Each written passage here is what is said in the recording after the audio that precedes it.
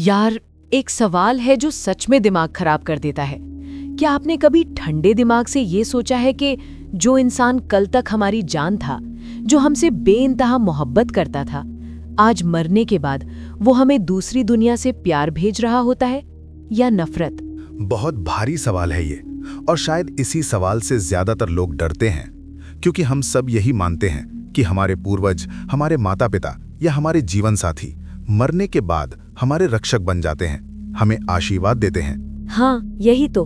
हम तो यही सोचते आए हैं बचपन से कि ऊपर से सब देख रहे हैं, हमारी हिफाजत कर रहे हैं। लेकिन क्या हो अगर मैं आपसे कहूं कि जिसे आप आशीर्वाद समझ रहे हैं वो असल में एक बद्दुआ बन चुका है? अरे, ये तो बहुत डरावनी बात हो गई। मतलब कैसे? क्या हो अगर उनका वही अटूट प्यार अब एक ऐसी जानलेवा जंजीर बन गया हो जो धीरे धीरे बिना आपको पता चले आपकी सांसें घोंट रहा हो? ये सुनकर तो बेचैनी हो रही है। गुस्सा भी आ सकता है किसी को। आएगा, लेकिन गरुड़ पुराण का जो सच आज हम सामने रखने जा रहे हैं, उसे सुनने के बाद पैरों तले जमीन खिसक सकती है। क्योंकि सच्चाई ये है कि एक भटकती हुई आत्मा के लिए प्यार और नफरत में कोई फर्क नहीं होता। मतलब दोनों ही खतरनाक? हाँ, दोनों ही सूरतों में अंजाम सिर्फ और सिर्फ विनाश होता है, उनका भी और आपका भी। तो आज हम क्या समझने वाले हैं? आज हम उस पर्दे को हटाएंगे जो जीवन और मृत्यु के बीच लटका हुआ है। आज आपको पता चलेगा कि आपके घर में मौजूद वो अदृश्य साया आपको प्यार कर रहा है या आपकी प्राण ऊर्जा को दीमक की तरह खा रहा है। ये तो सच में सावधान होने वाली बात है। क्योंकि ये चर्चा आपकी उन सभी गलतफहमियों को जलाकर राख कर देगी जिन्हें आप बचपन से सच मानते आए हैं। तो शुरुआत कहाँ से होती है? मृत्यु के ठीक बाद आत्मा के साथ क्या होता है? इसे समझने के लिए हमें उस मनोविज्ञान को समझना होगा जो मौत के ठीक बाद एक आत्मा के साथ घटित होता है। जब शरीर मरता है तो सिर्फ दिल धड़कना बंद नहीं होता, बल्कि उस चेतना का, उस कॉन्शियसनेस का पूरा ब्रह्मांड हिल जाता है। मतलब आत्मा तुरंत ऊपर नहीं जाती? नहीं, गरुड़ पुराण के प्रेत खंड में साफ लिखा है, मृत्यु के बाद आत्मा तुरंत किसी लोक में नहीं जाती, वो कहीं दूर नहीं जाती, वो ठीक वहीं होती है जहां उसका शरीर पड़ा होता है। मतलब अपने ही घर में? हाँ, अपने ही घर के कोने में, अपनी ही पसंदीदा कुर्सी के पास और अपने ही रोते हुए परिवार के बीच। ये तो बहुत तकलीफदेह कल्पना है। कल्पना नहीं, गरुड़ पुराण के अनुसार यही सच है। कल तक जिसकी एक आवाज पर पूरा घर दौड़ पड़ता था, आज वो चीख रहा है, चिल्ला रहा है, लेकिन उसकी आवाज किसी के कानों तक नहीं पहुंच रही। वो सब देख पा रहा होता है? सब कुछ। वो अपनी पत्नी को रोते हुए देखता है, उसे गले लगाना चाहता है, लेकिन उसका हाथ हवा की तरह आर पार हो जाता है। वो अपने बेटे को समझाना चाहता है, लेकिन बेटा उसे सुन नहीं पाता। धीरे से ये बेबसी, ये रिजेक्शन, यही बेबसी आत्मा के अंदर एक भावनाओं का भयानक बवंडर पैदा कर देती है, और उसी बवंडर के बीच उस आत्मा के सामने दो रास्ते खुलते हैं। दो रास्ते? गंभीर। एक रास्ता नफरत का, दूसरा रास्ता मोह का, और यही तय होता है कि वो आत्मा आपके लिए देवता बनेगी या पिशाच।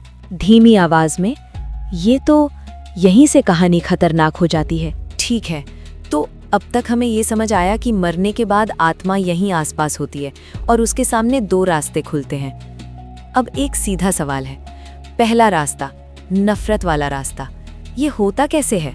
बहुत जरूरी सवाल है। अगर कोई इंसान मरते वक्त अपने दिल में भारी गुस्सा, बदला या ईर्ष्या लेकर मरा है, तो उसकी कहानी मृत्यु के बाद और ज्यादा खतरनाक हो जाती है। मतलब जैसे किसी की हत्या हो गई हो या किसी को उसके अपने ही बच्चों ने बहुत सताया हो। बिल्कुल। मान लीजिए किसी इंसान को बुढ़ापे में घर से निकाल दिया गया, उसका अपमान किया गया, या उसके मन में कोई बहुत गहरी अतृप्त वासना रह गई। ऐसा इंसान अगर उसी मानसिक अवस्था में मरता है तो उसके पास मरने के बाद उसे समझाने वाला कोई दिमाग नहीं बचता। मतलब अब लॉजिक काम नहीं करता? नहीं, शरीर के साथ लॉजिकल ब्रेन खत्म हो जाता है, बचता है सिर्फ मन। और वो मन अब किसी समाज, किसी नैतिकता, किसी डर से बंधा नहीं होता। तो फिर उस इंसान की नफरत मृत्यु के बाद 100 गुना ताकतवर हो जाती है। वो नफरत एक काली, चिपचिपी, जहरीली ऊर्जा बन जाती है। ये तो सीधा डरावना है। और ऐसी आत्माएं सबसे पहले अपने ही परिवार को निशाना बनाती हैं, अपने ही खून को। अरे, लेकिन हम तो ऐसे मामलों में कहते हैं पितृदोष है या प्रेत बाधा है। हाँ, साधारण भाषा में हम यही कहते हैं, लेकिन अगर एनर्जी साइंस की नजर से देखें तो ये एक साइकिक अटैक है। Psychic attack? मतलब वो आत्मा जानबूझकर नुकसान कर रही है? हाँ, वो आत्मा नहीं चाहती कि आप खुश रहें। उसे आपकी हंसी से, आपकी तरक्की से चिढ़ होती है। वो सोचती है कि मैं यहाँ अंधकार में कष्ट झेल रहा हूँ और ये लोग मजे कर रहे हैं। मतलब बदला? सिर्फ बदला। वो वही करती है जो एक दुश्मन करता है, बर्बाद। और इसका असर घर में कैसे दिखता है? आपने ऐसे घर देखे होंगे जहां मेहनत से कमाया पैसा पानी की तरह बह जाता है। तिजोरियां खाली हो जाती हैं, लेकिन समझ नहीं आता खर्च कहाँ हुआ। हाँ, ये तो मैंने सच में देखा है कुछ घरों में। ऐसे घरों में पुरुष आपस में जानलेवा दुश्मनी पाल लेते हैं। छोटी छोटी बातों पर भाई भाई का गला काटने को तैयार हो जाता है। अरे, लेकिन और महिलाएं? घर की महिलाएं लगातार बीमार रहती हैं। शरीर सूखता जाता है, लेकिन मेडिकल रिपोर्ट्स नॉर्मल आती हैं। डॉक्टर कहते हैं स्ट्रेस है, लेकिन दर्द बिल्कुल असली होता है। तो ये स्थिति बहुत भयानक है। लेकिन एक बात ध्यान रखिए, यहां हमें कम से कम अपना दुश्मन पता होता है। मतलब इससे निपटा जा सकता है? हाँ, लोग सतर्क हो जाते हैं, तांत्रिक उपाय करते हैं, शांति पूजा करवाते हैं, दान पुण्य करते हैं और किसी तरह उस नकारात्मक ऊर्जा को घर से बाहर निकाल देते हैं। क्योंकि दुश्मन सामने हो तो लड़ना आसान होता है। ठीक है, तो नफरत वाली आत्मा खतरनाक है, लेकिन संभाली जा सकती है। हाँ, लेकिन असली खतरा, सबसे ज्यादा खौफनाक खतरा अभी बाकी है। मतलब अब जो आने वाला है वो इससे भी ज्यादा खतरनाक? क्योंकि वो नफरत के साथ नहीं, प्यार के मुखौटे के साथ आता है। ठीक है, अब तक जो समझ आया वो तो सच में डराने वाला है। नफरत वाली आत्मा दुश्मन बन जाती है, लेकिन आप बार बार कह रहे थे कि असली खतरा अभी बाकी है। तो सीधा सवाल है, वो कौन सा रास्ता है जो नफरत से भी ज्यादा खतरनाक है? बहुत जरूरी सवाल है। गरुड़ पुराण का सबसे कड़वा, सबसे चुभने वाला सच यही है कि अत्यधिक प्रेम नफरत से भी ज्यादा खतरनाक होता है। अरे, ये तो उल्टी बात हो गई। मतलब प्यार भी नुकसान कर सकता है? जीवित रहते हुए नहीं, लेकिन मृत्यु के बाद प्यार का स्वभाव बदल जाता है। शरीर छूटने के बाद प्यार प्यार नहीं रहता, वो मोह बन जाता है। और मोह आत्मा के लिए सबसे भारी जंजीर है। मोह मतलब जरूरत से ज्यादा लगाव? हाँ, ऐसा लगाव जो आत्मा को आगे बढ़ने ही नहीं देता। हम सोचते हैं भी हमारे माता पिता या हमारे प्रियजन हमसे बहुत प्यार करते थे, इसलिए मरने के बाद वो हमारी रक्षा करेंगे। हाँ, मैं भी यही मानता हूँ। लेकिन गहरा आध्यात्म और ऑकल्ट साइंस कहता है मृत्यु के बाद प्यार रक्षक नहीं बनता, वो बंधन बन जाता है। कोई एग्जाम्पल है जिससे ये बात साफ समझ आए?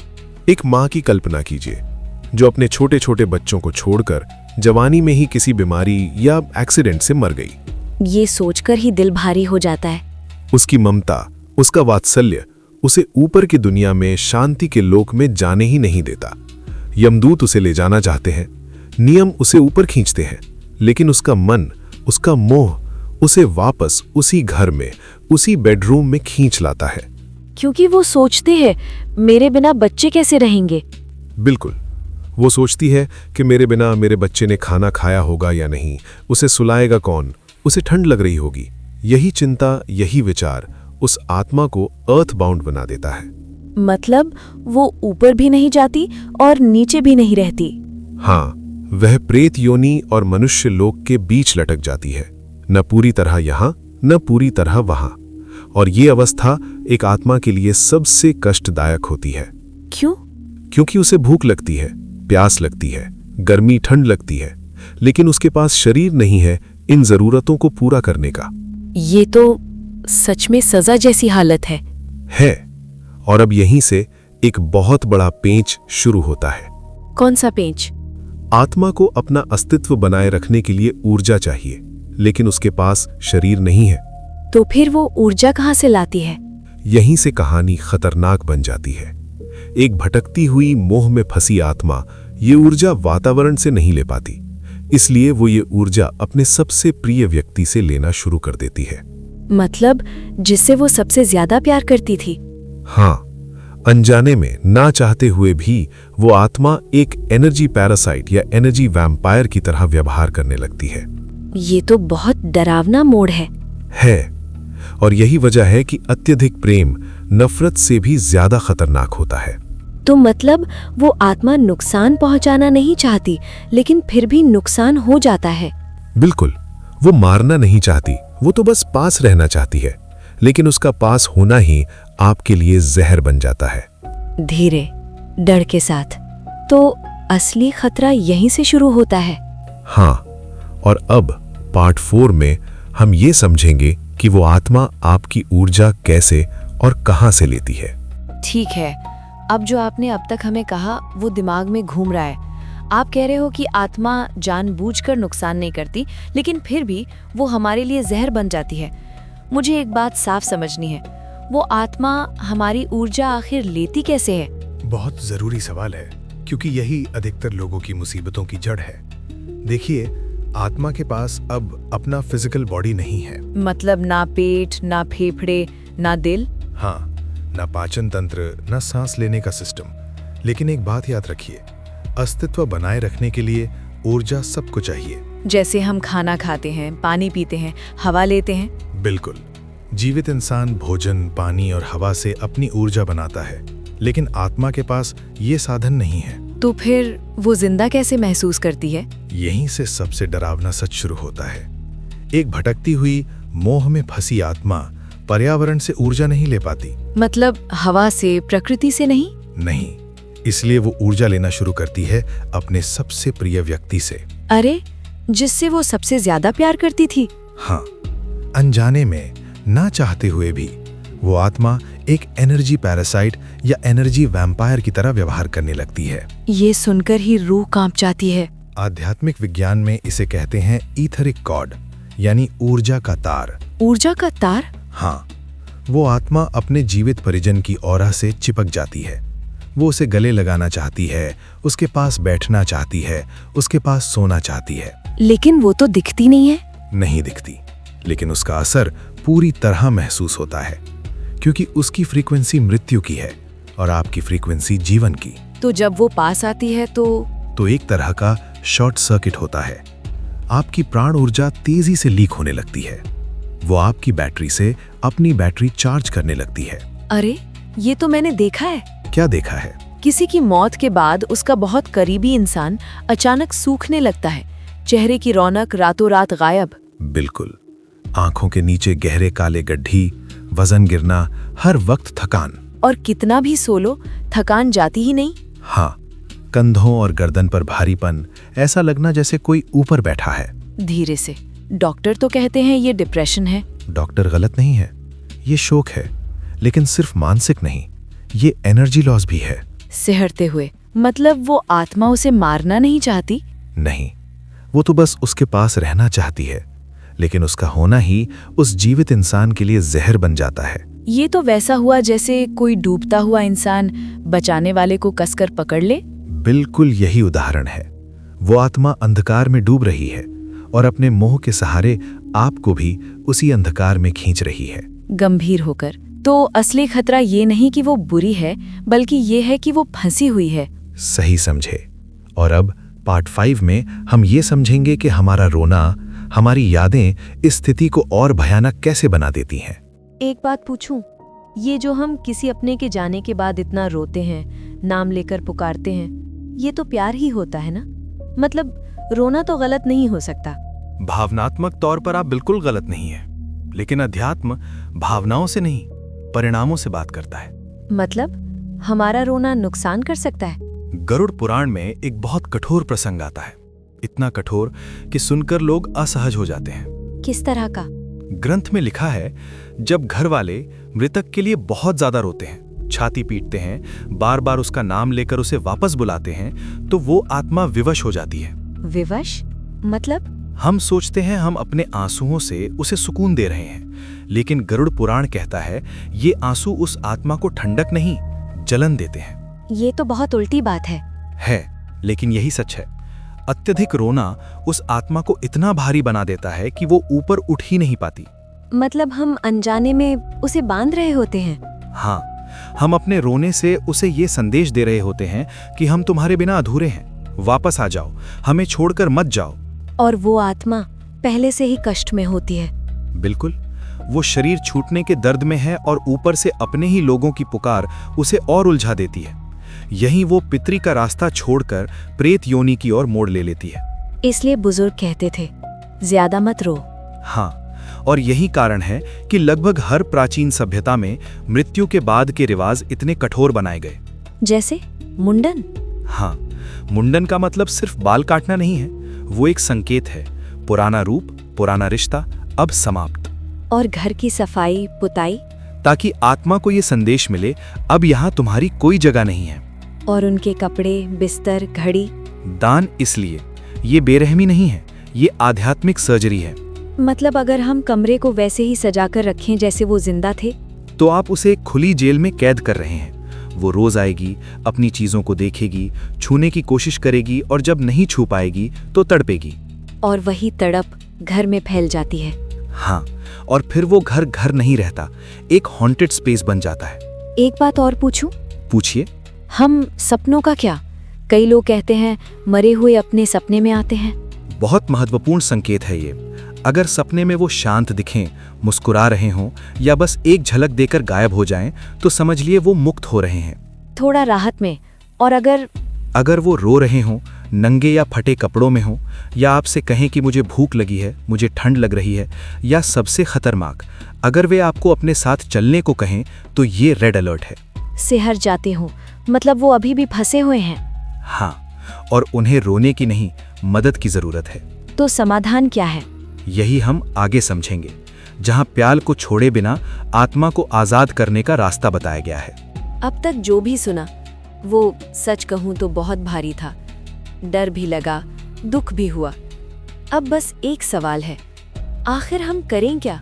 क्या हमें अपने माता पिता, अपने जीवन साथी, अपने बच्चे को प्यार करना ही छोड़ देना चाहिए? नहीं, यही सबसे बड़ी गलतफहमी है।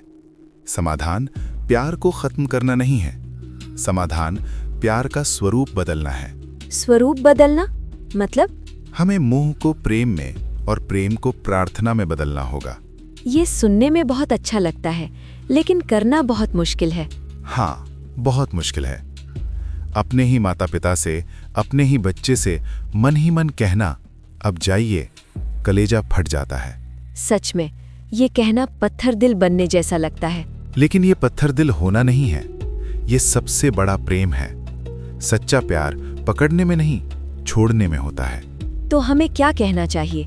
मन ही मन या एकांत में बैठकर या उनकी तस्वीर के सामने इतना कहना काफी है, हम आपसे बहुत प्यार करते हैं, आप हमेशा हमारे दिल में रहेंगे, लेकिन अब आपका ये सफर पूरा हो चुका है। हम यहाँ ठीक हैं, आप हमारी चिंता मत कीजिए, आप आगे बढ़िए, उस परम प्रकाश की ओर जाइए, पीछे मुड़कर मत देखिए। ये शब्द अपने आप में बहुत भारी हैं। हाँ, लेकिन यही शब्द एक आत्मा को प्रेत बनने से बचाते हैं और पितृ बनाते हैं। और जब आत्मा पितृ बन जाती है, तभी वो असल मायनों में आपको आशीर्वाद देने लायक बनती है। एक मुक्त आत्मा आपसे ऊर्जा नहीं लेती, वो आपको ब्रह्मांडीय ऊर्जा देती है। इसलिए कहा जाता है दान करो, सेवा करो। बिल्कुल। जब भी किसी दिवंगत प्रियजन की याद आए, कमरे में अंधेरा करके रोइए मत, एक दिया जलाइए, उनके नाम से किसी भूखे को खाना खिलाइए, किसी प्यासे को पानी दीजिए, किसी जरूरतमंद को वस्त्र दीजिए। और इससे उन्हें मदद मिलती है? सीधे, जैसे वाईफाई से डेटा पहुंचता है, वैसे ही आपका पुण्य उन तक पहुंचता है। तो आंसू? आंसू उन्हें भारी बनाते हैं, दान उन्हें हल्का करता है। गरुड़ पुराण में वैतरणी नदी की बात भी आती है ना? हाँ, प्रतीकात्मक अर्थ में वैतरणी नदी हमारा ही मोह है, हमारे ही आंसुओं का समुद्र है। जब हम रोना छोड़ देते हैं और विदा करना सीख लेते हैं, तो वही नदी सूख जाती है और आत्मा पार हो जाती है। हाँ, हम सब एक रेलवे स्टेशन की तरह हैं, कोई पहले उतर जाता है, कोई बाद में। जो उतर गया उसे वापस खींचना समझदारी नहीं है। और चलती ट्रेन से कूद जाना भी नहीं। बिल्कुल, समझदारी इसी में है कि हम अपनी यात्रा पूरी करें, ताकि जब हमारा स्टेशन आए वो हमें मुस्कुराते हुए लेने आए, रोते हुए नहीं। तो असली बात यह है, मृत्यु अंत नहीं है, मृत्यु एक कौमा है। कहानी खत्म नहीं होती, बस एक अध्याय खत्म होता है। और आगे की लाइन? वो इस बात पर निर्भर करती है कि हम पीछे रह गए लोग अपने इमोशंस को कैसे संभालते हैं। उन्हें याद रखिए, लेकिन बांधिए मत। सत्य की खोज जारी रखिए, अपनी प्रार्थनाओं में उन्हें याद कीजिए, अपनी जिद में नहीं।